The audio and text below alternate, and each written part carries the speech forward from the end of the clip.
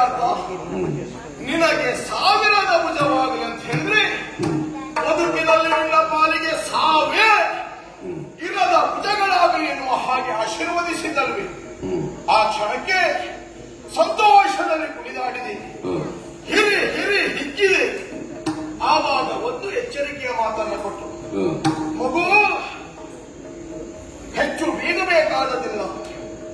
ಕರಹೀನನಾದಂತಹ ನಿನ್ನ ಬದುಕಿನಲ್ಲಿ 1000 ಕರಗಳನ್ನು ಅನುಗ್ರಹಿಸಿದ್ದೇನೆ.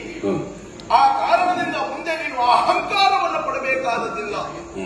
ಸಾಧು ಸಜ್ಜನರನ್ನ, ಗೋ ಬ್ರಾಹ್ಮಣರನ್ನ ಯಾವತ್ತೂ ಹಿಂಸಿಸುವುದಕ್ಕೆ ಮುಂದಾಗಬೇಡ.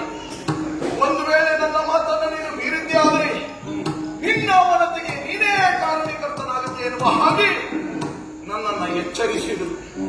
ಗುರುವಿನ ಮಾತು ಅಂತ ಹೇಳಿದ್ರೆ ನನ್ನ ಪಾಲಿಗೆ ವೇದವಾಕ್ಯವಿದ್ದ ಹಾಗೆ ಅವರ ಮಾತನ್ನ ಪಾಲಿಸಿದೆ. ಅವರ ಆಶೀರ್ವಾದದಿಂದಲಾಗಿ, ಜೊತೆಯಲ್ಲಿ ದೇವರ ಅನುಗ್ರಹದಿಂದಲಾಗಿ ದಿನದಿಂದ ದಿನಕ್ಕೆ ಬೆಳೆದು ದೊಡ್ಡವನಾದೆ. ಪ್ರಾಯ ಸಮರ್ಥನಾಗಿರುವಂತಹ ನನಗೆ ಮಾಹಿಷ್ಮತಿಯ ಪಟ್ಟವನ್ನು ಕೂಡ ಕಟ್ಟಿದರು.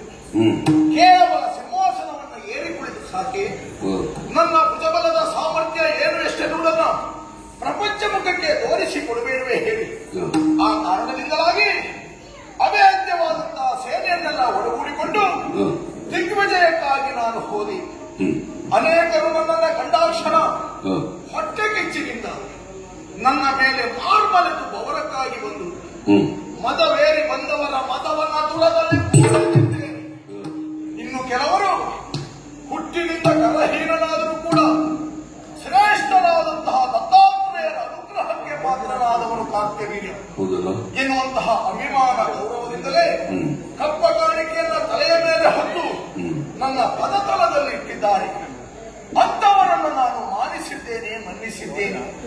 ಅಂತೂ ಯಶಸ್ವಿಯಾಗಿ ದಿಗ್ವಿಜಯವನ್ನು ಮುಗಿಸಿ ಅವರು ಕೊಟ್ಟಿರುವಂತಹ ಕಪ್ಪ ಕಾಣಿಕೆಗಳನ್ನೆಲ್ಲ ಬಟ್ಟೆಯಲ್ಲೇ ತುಂಬಿಸಿಕೊಂಡು ಮರಳಿದ ಹಾಗಾಯಿತು.